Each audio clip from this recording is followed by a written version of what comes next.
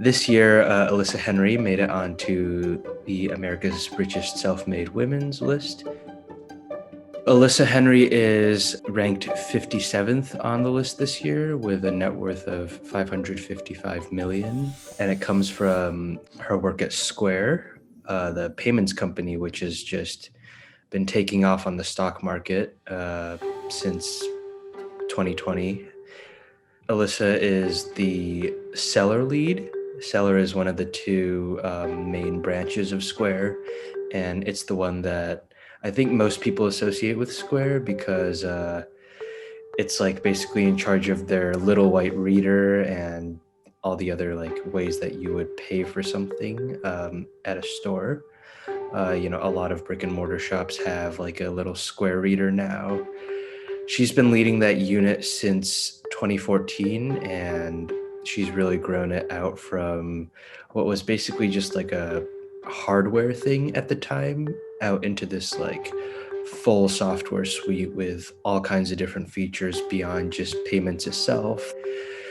Payroll, rewards, loyalty stuff, all these different features all baked into the software. She owns a 0.3% stake in the company, which seems kind of small, but that actually amounts to $555 million. She started out at Microsoft like 2 decades ago and then really continued to like keep on working her way up the chain there. And then she moved over to Amazon. And then it was kind of a similar thing where over the course of 7 years, she worked her way up to a vice president position. She helped out with turning the company's software from what's called like a monolithic architecture to microservices architecture. And that basically means that like before, Amazon was one giant chunk of software where all the different parts of Amazon, like Amazon shopping versus like Amazon streaming, it was all like baked into one piece of software. So that made the software really clunky over time as, Amazon got bigger and bigger.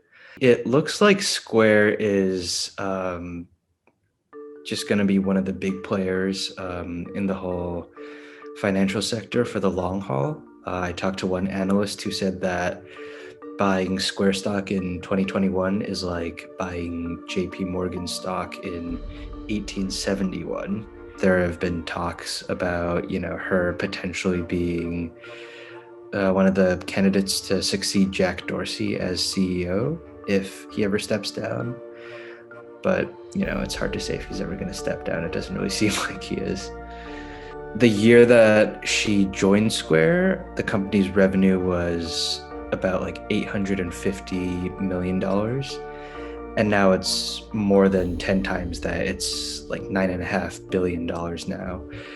And I would say that her role as the seller lead has been probably the biggest driver of that growth for Square, because seller is, Square's biggest branch. It's the one that they're known for, and it's the one that was the original business model of the company. So she's really grown that out, and now Square has kind of diversified. They're also the company behind Cash App, and they bought Tidal, the music service, and behind Jack they're really getting into Bitcoin. But like the seller component is the original business of the company, and I think it's going to continue to be one of the key pillars of Square moving forward.